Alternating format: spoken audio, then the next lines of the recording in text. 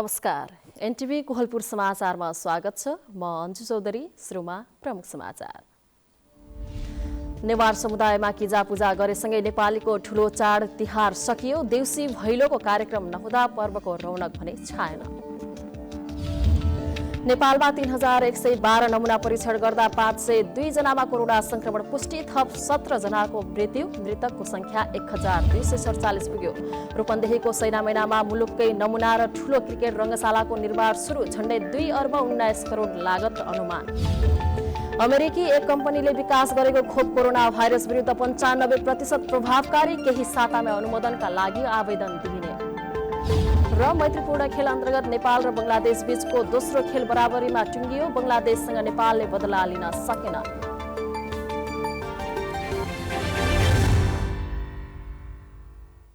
समाचार अब विस्तारमा।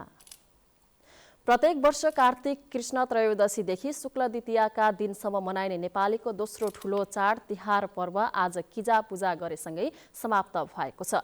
नेवार समुदायको केही समूहमा कार्तिक शुक्ल द्वितीयामा सूर्योदय भएका दिन नै भाइटिका लगाउने कुल परम्परा रहेकाले त्यस समूहका दाजुभाइले आज दिदीबहिनीबाट टिका लगाउने गर्दछन्। नेवार समुदायका केही समूहका दिदीबहिनी र दाजुभाइले श्रद्धा र निष्ठाका साथ दीर्घायु, आरोग्य र ऐश्वर्य प्राप्तिको कामना गर्दै परम्परा अनुसार पञ्चरङ्गी वा सप्तरङ्गी टिका लगाइदिएका छन्। दिदीबहिनीलाई पूजा गर्नाले अखण्ड सौभाग्य र ऐश्वर्य प्राप्त हुने शास्त्रीय मान्यता रहेको छ।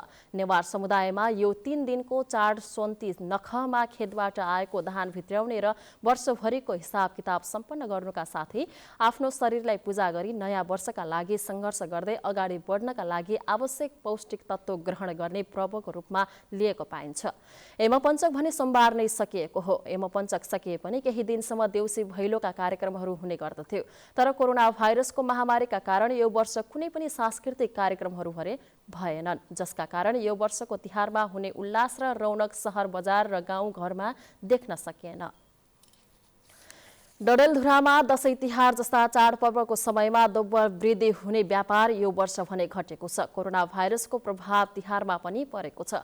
कोरोना महामारीको कारण रोजगारी गुमाएसँगै क्रय शक्ति घटेको स्थानीय व्यापारीहरूको अनुभव छ। जसो तिहारमा भिडभाड हुने व्यापारिक हाउस यति बेला सुनसान जस्तै देखिन्छन्। सडक पेटीदेखि डिपार्टमेन्ट स्टोरमा तिहारमा दोब्बर व्यापार हुने गरेको यस वर्ष मुस्किलले केही प्रतिशत व्यापार भएको व्यापारीहरू बताउँछन्। व्यापारीले होलसेल स्टोर सामान खरिद गर्न ग्राहक नै फाटोफुट्टा आउने गरेका छन् भने होलसेल बजारमा 50% व्यापार भए पनि खुद्रा पसलमा व्यापार हुन नसकेको व्यवसायीहरूको भनाइ छ। कोरोनाले गर्दा निकै प्रभावित भएको यो क्षेत्र व्यापार हुने सिजनमा पनि बाहिर जिल्लाबाट आउने सामान पनि समयमै नआउनु, अहिले बैंकिङ ब्याज र घरबाट तिर्न धेरै समस्या आएको र व्यापार सोचे जतिको कारोबार नभएको व्यापारीहरूको भनाइरहेको छ। योपालिको व्यापार पोहोर साल जस्तो त्यस्तो छैन, राम्रो छैन। अब विविध कारणले भनौँ न, कोरोनाको कारणले अथवा सामानहरू नयाँ सामानहरू अब इम्पोर्ट भएनन् होइन, त्यो कारणले पोहोर सालको जस्तो व्यापार योपालि सोचे जस्तो छैन। पोहोर सालभन्दा लगभग आधा जति घटेको छ। गाउँ गाउँबाट मान्छेहरू आएका छैनन्। ढुवानीमा पनि समस्या छ हजुरको। यो पाला काठमाडौँबाट बाहिरबाट आउने सामानहरू केही आएको छैन, नयाँ सामानहरू। व्यापार पोहोर सालको तुलनामा आधा कम भएको छ। अनि तपाईँको घर भाडा अनि ब्याङ्क ब्याज हाल्ने समस्या छ यो पाला। तिहारमा पनि राम्रो छैन, व्यापार छैन, मान्छेहरू आएकै छैन। तिहारका बेला धेरै व्यापार हुने गरेको यो वर्ष कोरोना भाइरसले ग्राहक सामान खरिद गर्न नै नआएको बताए। तिहार लक्षित गरेर विभिन्न व्यापारिक पसलहरूले विभिन्न अफरहरू ल्याए पनि ग्राहकको आकर्षण बढ्न सकेको छैन।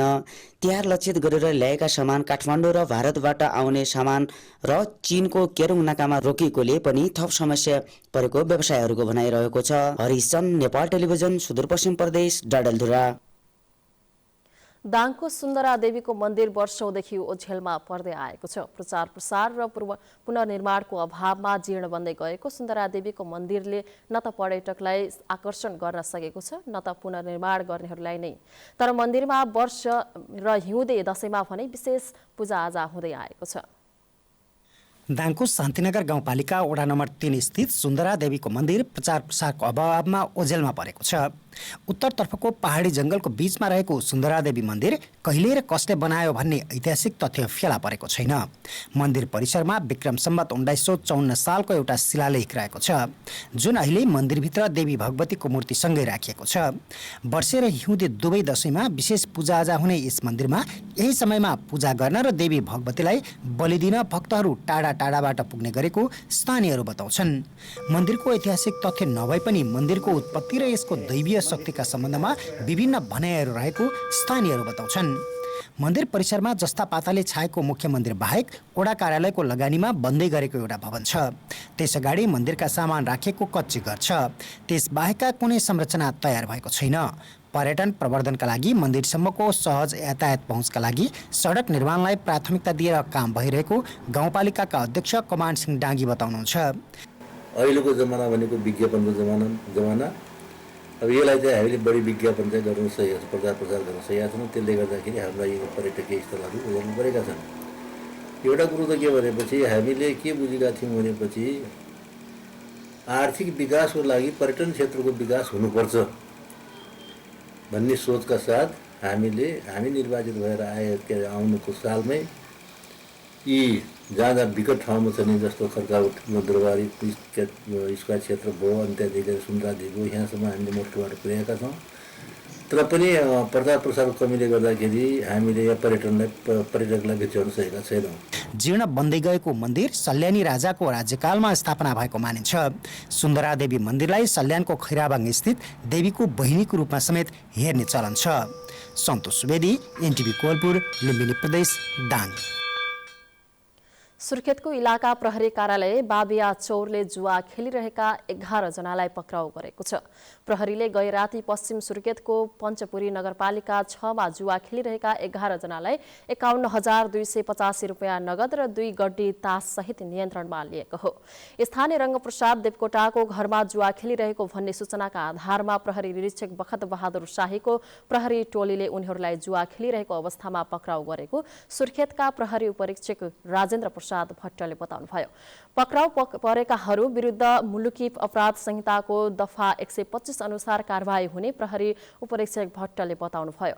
चाडपर्वको बेला हुने जुवातास रोक्न प्रहरीले सक्रियता देखाएको छ। समाचारको क्रम जारी नै छ। अहिलेलाई एकैछिनको विश्राम।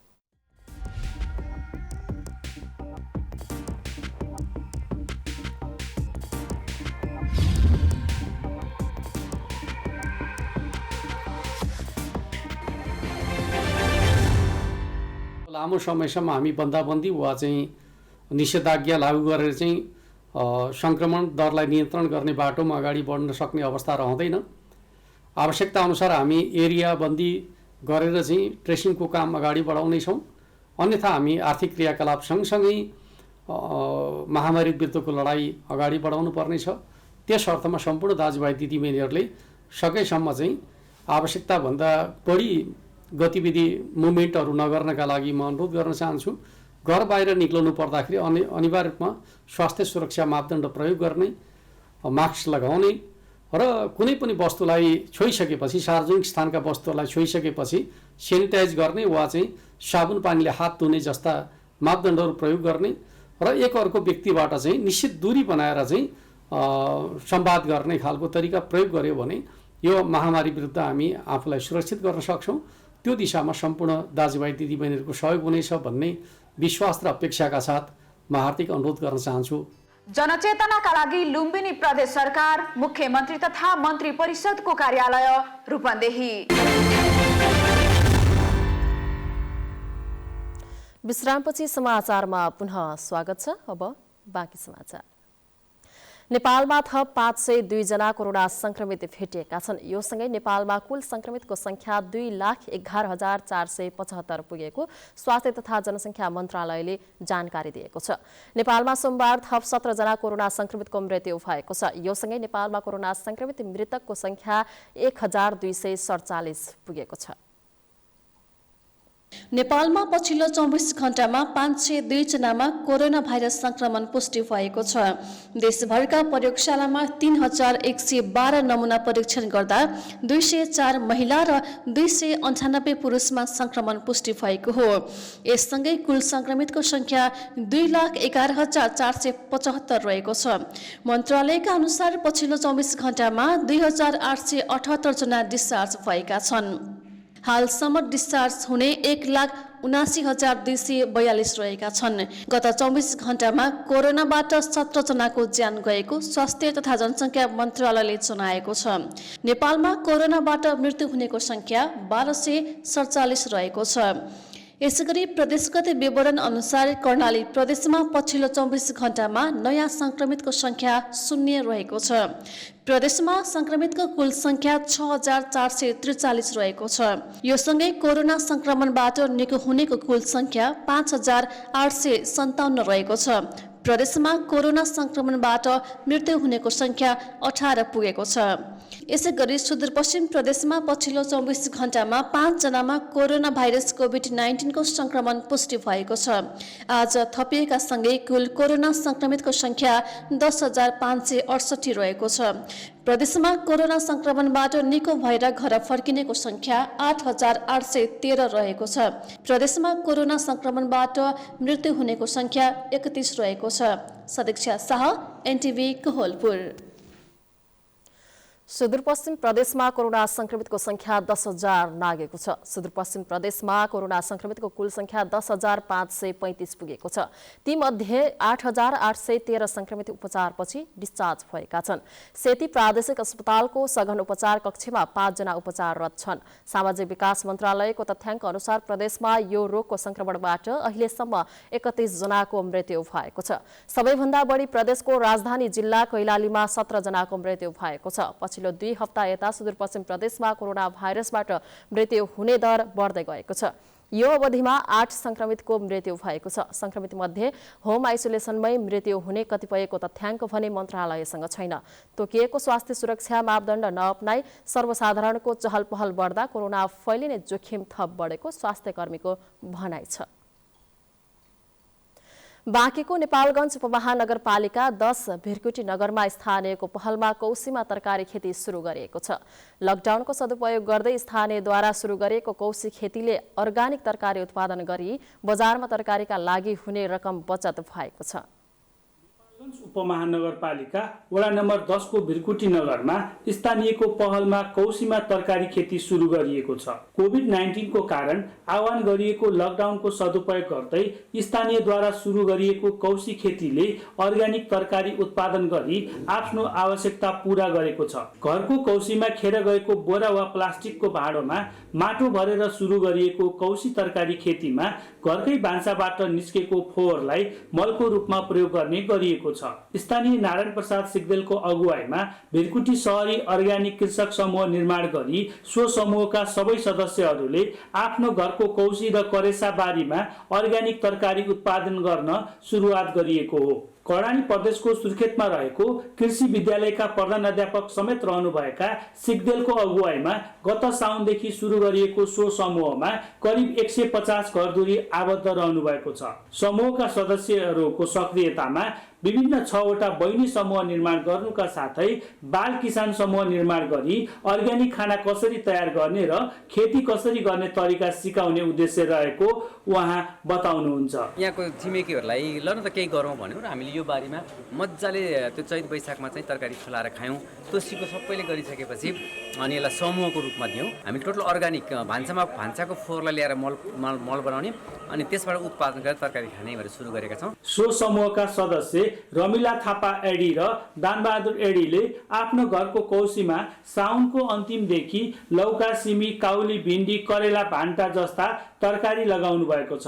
उहाँहरू दुवैजना सरकारी कर्मचारी हो। कार्यालयको समयपछि साँझ बिहानको समय कौसी बारीमा बित्ने गरेको बताउनुहुन्छ। स्थानीय केशव सिंह खड्काले पनि आफ्नो घरको कौसीभरि तरकारी रोप्नु भएको छ।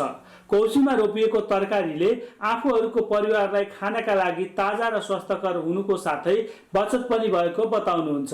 यसैबीच सो समूहले सुरु गरेको कौशी तरकारी खेतीको लुम्बिनी प्रदेशका कृषि भूमि तथा सहकारी मन्त्री आरती पौडेलले स्थलगत अवलोकन गर्नुभएको छ। उहाँले तरकारीमा आत्मनिर्भर बनाउनका लागि बाँकेमा करेसार बारी र कौशी खेती सहरी कृषि अर्ग्यानिक समूह निर्माण गरी सुरु गरिएको बताउनुभयो। प्रदेश सरकारले सहरी कृषि अर्ग्यानिक समूहलाई खेती गर्ने तौर तरिकाको बारेमा तालिम र केही मात्रामा सहयोग दिने तयारी गरिएको जानकारी दिनुभयो। सहरका उपभोक्ताहरूलाई पनि आफै अर्ग्यानिक विषादी नहालेको कुराहरू खान सक्नुहोस्। आफ्नो छतहरू, करेसाहरू, सिँढीहरू उपयोग गरेर पनि उहाँले चाहिँ आफूले उपभोग गर्ने तरकारी, मसलाजन्य चिजहरू, लसुनहरू, खुर्सानीहरू उत्पादन गर्न सक्नुहोस् भनेर सानो उहाँहरूलाई चाहिँ तालिम दिने, सपोर्ट गर्ने कार्यक्रम छ। अहिले हामीले सपोर्ट गरिसकेका छैनौँ, तैपनि उहाँहरू चाहिँ उत्साहित भएर काम गरिरहनु भएको छ। सहरी क्षेत्रका घर घरमा सुरु गरिएको कौशी खेतीका कारण घरको फोहोर घरमै व्यवस्थापन गर्न सकिने र आफ्नो परिवारका लागि खान पुग्ने ताजा तरकारी घरमै उत्पादन हुने हुँदा विषादीयुक्त तरकारी किन्न जाने बाध्यता पनि टरेको छ। नेपाल टेलिभिजनका लागि रुद्र सुवेदी, लुम्बिनी प्रदेश, नेपालगञ्ज, बाँके। रूपन्देहीको सैना मैनामा मुलुककै ठुलो र नमुना रङ्गशाला गौतम बुद्ध अन्तर्राष्ट्रिय क्रिकेट रङ्गशाला निर्माण सुरु भएको छ। सैना मैना नगरपालिका साथ लम्टयामा करिब 15 बिघा क्षेत्रफलमा उक्त रङ्गशाला निर्माण काम अघि बढेको हो। रूपन्देहीको सैना मैनामा निर्माणाधीन गौतम बुद्ध अन्तर्राष्ट्रिय क्रिकेट रङ्गशालामा अहिलेसम्म मैदानको माटो कटिङ, शौचालय र ड्रेसिङ रुम निर्माण भइसकेको छ। त्यसका लागि करिब 30 लाख रुपियाँ खर्च भइसकेको छ। यो वर्ष 1 करोड रुपियाँको बजेटमा माटो काट्ने तारबारको काम हुँदैछ भने डिपिआर तयार भइसकेको छ। करिब 2 अरब 19 करोड लागत अनुमान गरिएको रङ्गशाला 94,817 वर्ग मिटर क्षेत्रफलमा निर्माण हुनेछ। स्थानीय, प्रदेश र सङ्घीय सरकारको सहभागितामा रङ्गशाला निर्माण हुने लुम्बिनी प्रदेश सभा सदस्य तथा नेकपाका प्रमुख सचेतक भूमेश्वर ढकालले जानकारी दिनुभयो। जे होस्, हामी स्थानीय सरकार, प्रदेश सरकार र केन्द्रीय सरकार मिलेर हामीले यसको निर्माणको कामलाई तदारुकताका साथ हामी अगाडि बढ्नेछौँ। यसलाई चाहिँ अन्तर्राष्ट्रिय दाता खोज्ने कि अथवा नेपाल सरकारले आफै लगानी गर्ने कि भन्ने सन्दर्भमा चाहिँ अलिकति हामीले खास गरी सदस्य सचिव र अहिलेका अर्थमन्त्रीको बीचमा कुरा सुरु भइसकेको छ। भगवान गौतम बुद्धको जन्मस्थल लुम्बिनीबाट करिब 12 किलोमिटर उत्तर र पूर्व पश्चिम राजमार्गबाट दक्षिणमा निर्माण भइरहेको रङ्गशाला नेपालकै सबैभन्दा ठुलो 90 यार्डको रहेको नगरपालिकाले जनाएको छ। खेल पर्यटन मार्फत सैना मैनाको विकास गर्ने उद्देश्यले गौतम बुद्ध अन्तर्राष्ट्रिय क्रिकेट रङ्गशाला निर्माण गर्न लागि सैना मैना नगरका नगर प्रमुख चित्रबहादुर कार्कीले बताउनुभयो। सैना मैना नगरपालिकाको वार्ड नम्बर 7 मा बन्न लागेको गौतम बुद्ध अन्तर्राष्ट्रिय क्रिकेट रङ्गशाला यो राष्ट्रकै सबैभन्दा ठुलो क्रिकेट रङ्गशाला हो र यसको डिपिआर निर्माण कार्य लगभग अन्तिम चरणमा पुगेको छ र नेपाल सरकारको राष्ट्रिय गौरवको योजनामा समावेश गरेर अगाडि बढाइदिनु हुन राष्ट्रिय खेलकुद परिषद र नेपाल सरकारलाई हामी विनम्रतापूर्वक आग्रह गर्न चाहन्छौँ कि यो नेपालको खेल पर्यटनलाई अगाडि बढाउने, खेल पर्यटनका माध्यमबाट राष्ट्रिय समृद्धिमा योगदान पुर्याउन कोसे ढुङ्गा साबित हुने योजनाको रूपमा रहेको गौतम बुद्ध अन्तर्राष्ट्रिय क्रिकेट रङ्गशाला यो लुम्बिनीको काखैमा निर्माण हुनु देशको लागि धेरै महत्त्वपूर्ण उपलब्धि भएको हुनाले करिब 6 महिनाको स्थलगत अध्ययन गरी रङ्गशालाको डिपिआर तयार गरिएको छ। निर्माणाधीन रङ्गशाला सम्पन्न हुँदा क्रिकेटको माध्यमबाट समग्र लुम्बिनीको विकासमा समेत योगदान पुग्नेछ। रूपन्देही जिल्ला क्रिकेट खेलाडीहरूको उर्वर स्थल भएको र अन्तर्राष्ट्रिय हवाई केन्द्र पनि नजिकै भएकाले अन्तर्राष्ट्रिय प्रतियोगिताका लागि समेत सहज हुने अपेक्षा गरिएको छ। केशव भण्डारी, नेपाल टेलिभिजन, लुम्बिनी प्रदेश, बुटवल, रूपन्देही। समाचारको क्रम जारी नै छ। अहिलेलाई एकैछिनको विश्राम।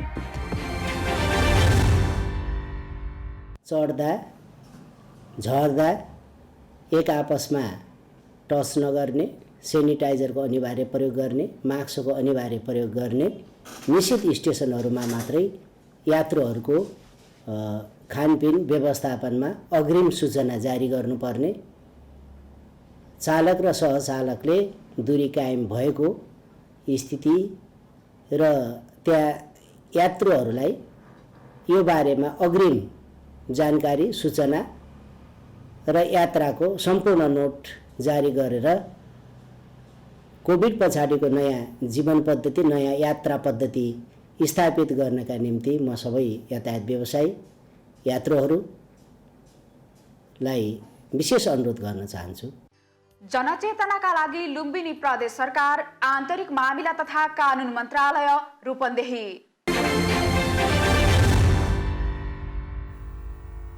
तपाईँ अहिले एनटिभी कोहलपुर हेर्दै हुनुहुन्छ। अब बाँकी समाचार। सुदूरपश्चिमको प्रमुख पर्यटकीय स्थल खप्तड क्षेत्रमा हिमपात भएको छ। हिउँले खप्तडमा डाँडाकाँडा रमणीय भएका छन्। हिउँ करिब आधा फिट जति परेको खप्तड झिग्राना घरबासका सञ्चालक दीपक बहादुर खड्काले बताउनुभयो। हिमपातका कारण खप्तड क्षेत्रको दृश्य निकै मनोरम भएका कारण यहाँ घुम्न आउने पर्यटकका लागि निकै रमाइलो भएको उहाँको भनाइ छ।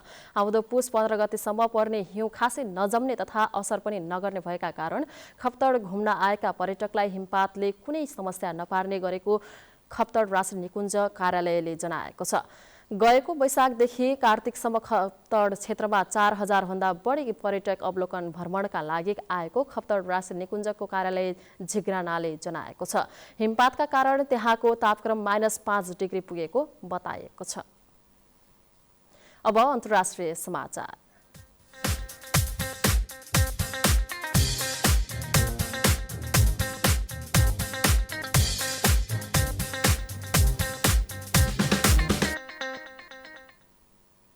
अमेरिकी कम्पनी मोडेनाले विकास गरेको खोप कोरोना भाइरस विरुद्ध 95% प्रभावकारी रहेको प्रारम्भिक नतिजाले देखाएको छ। यो सफलतासँगै खोपको माध्यमबाट कोरोना महामारी नियन्त्रण हुने आशा बढाएको छ। यसअघि अर्को अमेरिकी कम्पनीले फाइजरले पनि आफूले विकास गरिरहेको खोप कोरोना विरुद्ध 90% भन्दा धेरै प्रभावकारी रहेको दावी गरेको थियो। रुसले विकास गरेको कोरोना खोप स्पुतनिक भी पनि कोरोना भाइरस विरुद्ध 90% भन्दा धेरै प्रभावकारी रहेको दावी गरेको थियो। मोडेनाले आफ्नो कोरोना खोपको परीक्षणका लागि नतिजा सार्वजनिक गर्न पाउनु निकै ठूलो खुसी दिन भएको बताएको छ। साथै अबको केही सातामै खोप अनुमोदनका लागि आवेदन दिने जनाएको छ। मोडेनाले खोपको तेस्रो चरणको परीक्षणको क्रममा 30,000 मानिसहरूमा परीक्षण गरेको थियो। अब आर्थिक समाचार।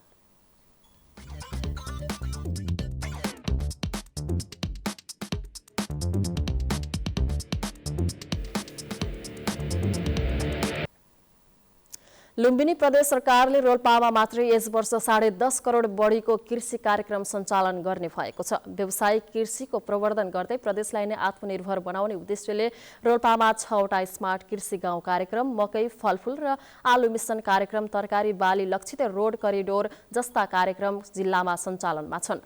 यस्तै कृषि वन कार्यक्रम, होम स्टे सञ्चालन, कृषि पढेका विद्यार्थीहरूलाई व्यावसायिक कृषिमा लगाउन प्रोत्साहन गर्ने कार्यक्रम, करार कृषि कार्यक्रम लगायतका नवीनतम प्रविधिमा आधारित कृषि कार्यक्रममा रहेको कृषि ज्ञान केन्द्र रोल्पाका प्रमुख भरत पोखरेलले बताउनुभयो।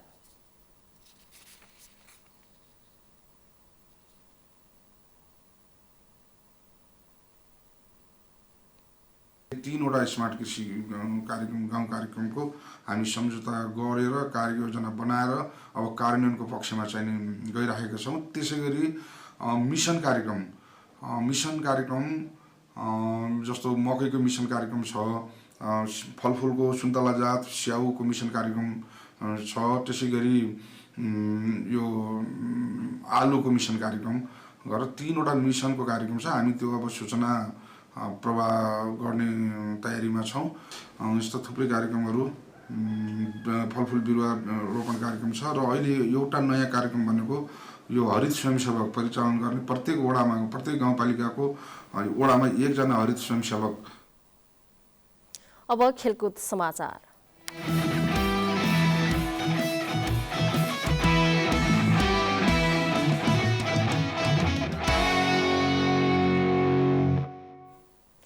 नेपालले दोस्रो अन्तर्राष्ट्रिय मैत्रीपूर्ण खेलमा बंगलादेशसँग बराबरी खेलेको छ। ढाका स्थित बंगबन्धु रङ्गशालामा नेपालले बंगलादेशसँग गोलरहित बराबरी खेलेको हो। बंगलादेश विरुद्ध निकै आक्रामक खेल खेले पनि नेपालले गोल गर्न सकेन। नेपालका अग्रपंक्तिका खेलाडी डरलाग्दो आक्रमण गर्न चुकेका थिए, तर नवयुग श्रेष्ठको हेड प्रहार पोस्टमा लागेर फर्किएको थियो। रक्षात्मक खेल्दै काउन्टर अट्याकमा जोड दिएको बंगलादेशले पनि उत्कृष्ट आक्रमण गर्न सकेन। मुजिब वर्ष फिफा अन्तर्राष्ट्रिय फुटबल सिरिज अन्तर्गत पहिलो मैत्रीपूर्ण भने बंगलादेशले नेपाललाई 2-0 ले हराएको थियो। फिफा विश्वकप छनौटको दोस्रो चरण खेलिरहेको नेपालले तयारीका लागि बंगलादेशसँग 2 मैत्रीपूर्ण खेल खेलेको हो। कतारमा 2022 मा हुने विश्वकप र चीनमा 2023 मा एसियन कप छनौटमा नेपालले अब 3 घरेलु खेल खेल्न बाँकी रहेको छ। अब मौसम।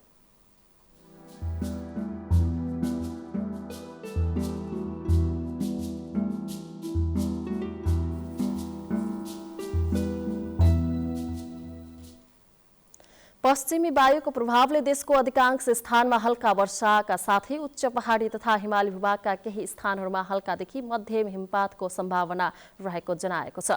हाल देशको सुदूरपश्चिम प्रदेश, कर्णाली, लुम्बिनी, गण्डकी र बागमती प्रदेशका अधिकांशदेखि सामान्य बदली भई केही स्थानहरूमा वर्षा तथा हिमपात भइरहेको छ। अब मौसम सम्बन्धी थप विवरण।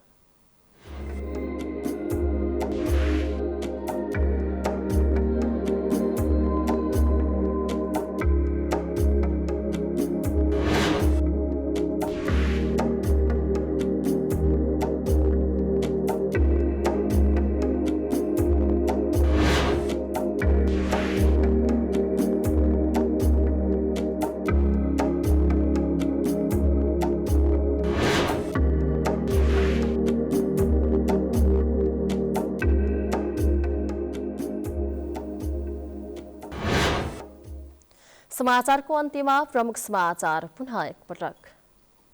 नेवार समुदायमा किजा पूजा गरेसँगै नेपालीको ठूलो चाड तिहार सकियो। देउसी भैलोको कार्यक्रम नहुँदा पर्वको रौनक भने छाएन। नेपालमा 3112 नमुना परीक्षण गर्दा 502 जनामा कोरोना संक्रमण पुष्टि, थप 17 जनाको मृत्यु। मृतकको संख्या 1247 पुग्यो। रूपन्देहीको सैना मैनामा मुलुककै नमुना र ठूलो क्रिकेट रङ्गशालाको निर्माण सुरु। झण्डै 2 अर्ब 19 करोडको लागत अनुमान। अमेरिकी एक कम्पनीले विकास गरेको खोप कोरोना भाइरस विरुद्ध 95% प्रभावकारी। केही सातामा अनुमोदनका लागि आवेदन दिइने। र मैत्रीपूर्ण खेल अन्तर्गत नेपाल र बंगलादेश बीचको दोस्रो खेल बराबरीमा टुङ्गियो। बंगलादेशसँग नेपालले बदला लिन सकेन।